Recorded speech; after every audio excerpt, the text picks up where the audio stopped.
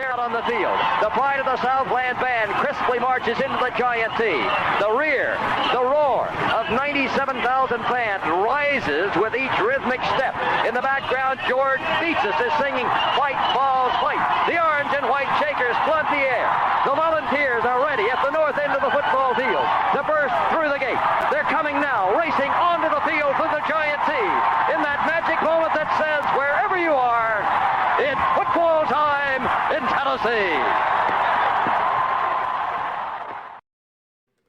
Welcome to the Talkin VAWLS Network. My name is Boogie Bentley. I was going to make a video this morning and talk about the uniform changes that Tennessee noted yesterday. Still going to mention that real quick. Let's take a look at the video that they put out yesterday. It says here, Smoky Gray Series. You can see 2022, they're going back to the OG. And I love the Smoky Grays, and I know a lot of people have conflicting opinions. They go back and forth. Our colors are orange and white, Boogie. Some people get so mad. Me personally, I love the alternate uniforms, and there's a reason for that. You see the kids like Nico when he comes on campus. All the kids, really. How many photo shoots did you see in those black mode unis? These kids love alternate uniforms, and Tennessee's doing something a little different here. You can see 2022, they're going with the OG Smoky Gray.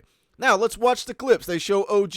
Now they flip over to 2023, and this is what you get. You get Tennessee running through the power T from the sideline back in the old days. Now, are they going to go to a throwback to that time period? Is that what we're going to see? Then you can see we go over to 2024. You see Tennessee running through the T. What could that possibly mean? 2025, they show the band. Tennessee bringing OG uniforms this year, and then 3 new Smoky Grays as we move forward from there. What do you guys think of the video? What necessarily does it mean? I was going to make a full video and kind of talk about that and go back and forth, but then I was scrolling through Twitter this morning, and I saw this from Jason Swain. NCAA tweaks rules for targeting fake injuries ahead of 2022 college football season. And then it also goes down here, and somebody specifically asked Jason Swain, they said, do you think this will actually slow down fake injuries? To which he responded, yes, I do. So we're going to take a look at this article. We'll get into it, but as always, do me a favor, go ahead and smash that like button just below the video. It's quick, it's free, it's easy, it helps the channel. I would greatly appreciate it. Also, if you're new to the Talkin VAWLS Network, welcome. We're not experts. We're not insiders. This is for the fans, by the fans. We are fans just like you. So if you enjoy the content, make sure you subscribe. Click that bell for notifications. You won't miss out when we go live or when we drop a video. Quick schedule change. Normally I do the NCAA streams on Tuesday night. As we move into football season, we are going to change those to Sunday night. So that starts this week. This coming Sunday at 6:30 p.m. Eastern Time, we're going to be playing NCAA 2013 and talking a little Vol football. So make sure you join us for that. Come hang out. Let's take a look at this article that Jason Swain was referring to. Let me get that pulled up here real quick.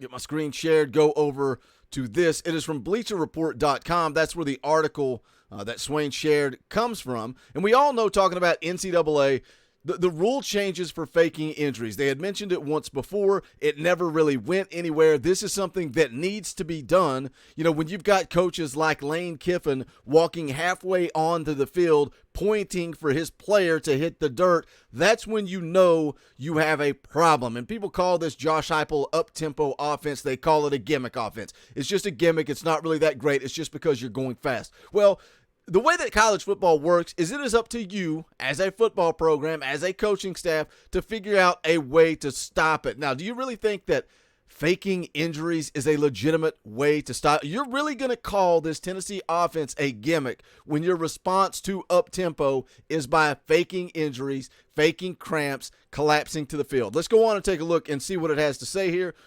Again, NCAA tweaks rules for targeting fake injuries ahead of 2022 college football season. This just came out yesterday, just yesterday.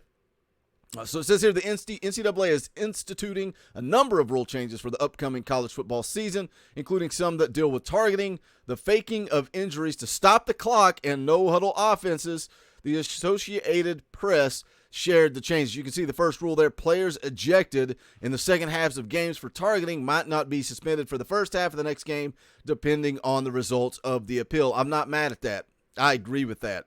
I would almost say, should they look at some plays that they missed? We saw the the play from Hendon Hooker against Alabama where he got 4 teeth blasted out of his head from an obvious targeting call that was never once mentioned.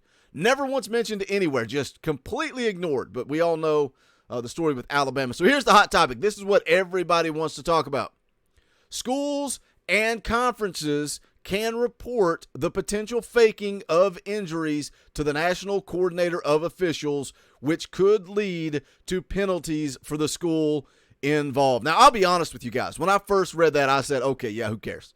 Nothing is going to change. It is going to continue to be the same. All you're going to do is say you are allowed to report this to the National Coordinator of Officials, which could lead to penalties for the school involved. What type of penalties are we talking about here?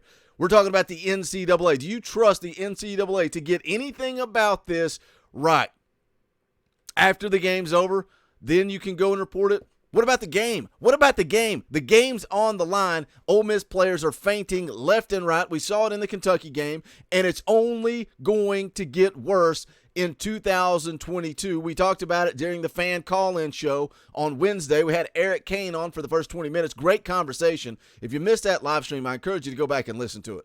After that, we had a fan call-in show, and we talked about the potential of faking of injuries because we know it's going to come in 2022, and I don't have the confidence that Jason Swain has. I respect Jason Swain, love Jason Swain, big fan of his content that he puts out. He stated on his Twitter that he believes that this will change the faking of injuries. Now, does Jason Swain know something I don't know? Possibly, because this is all we really get. This is all we really get. Could lead to penalties for the school involved. What type of penalties are we talking about? Are we talking about finances? Are we talking about we're going to get a fine? $25,000? The rule changes go on to talk about linemen, stationary blocks, ball carriers who simulate feet first slide like then Pittsburgh quarterback Kenny Pickett did in the ACC championship game. That's a nice change. Defensive holding is now an automatic first down in addition to the 10-yard penalty. Replay officials can adjust the clock if a ruling is overturned with less than 2 minutes. Illegal touching by an ineligible player is a loss of down in addition to the 5-yard penalty. Goes on to say the most notable change is the targeting one, as few changes in college football draw more scrutiny and ire from fans, coaches, and even broadcasters than the flag that leads to a 15-yard penalty and automatic ejection of infringing players. The problem with targeting is you're trying to figure out what somebody's intentions are. You know, there are times a ball carrier goes low, defensive back goes low, it's helmet to helmet. That's not on the defensive back. That's football. But then you have the situation like the Alabama game where a player clearly launches, leaves his feet, spears Josh Dobbs to the face, and it's not targeting.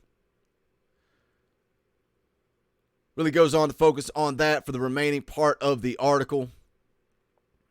But the bottom line is, NCAA puts out the announcement. They're going to make some changes. You're able to report it to a national coordinator. And there's going to be penalties inflicted. I'm sorry, I disagree with Jason Swain. I just don't see it. I think there is a better answer to the faking of injuries. And you don't have to question the integrity. You don't have to question anything. You do it all under the banner of player safety. If you're hurt, you've got to sit out a full series. Yeah, that can backfire. That can backfire for us. We want this to happen because we want Tennessee to have the advantage when they're running quick. Now you start talking about players having to sit out a full series. You have to sit out, 4 snaps, 6 snaps. We've thrown all kinds of options out there when we talk about this. But then what happens if Josh Dobbs gets nicked up, runs to the sideline, comes right back for the next play? Now, if we put in too much of this to kind of slow down this faking of injuries, now Hendon Hooker's got to sit out a full series. That's a problem. That's a problem.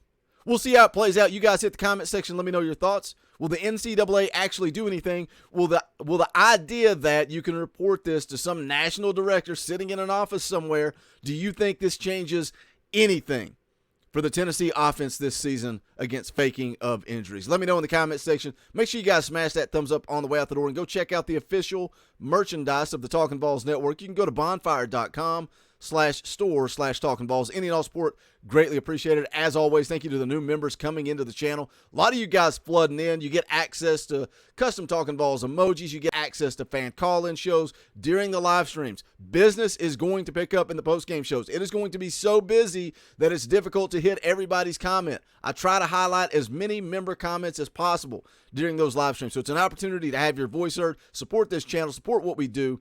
Any and all support is greatly appreciated. That's going to do it for this one. This is the Talkin' Balls Network. My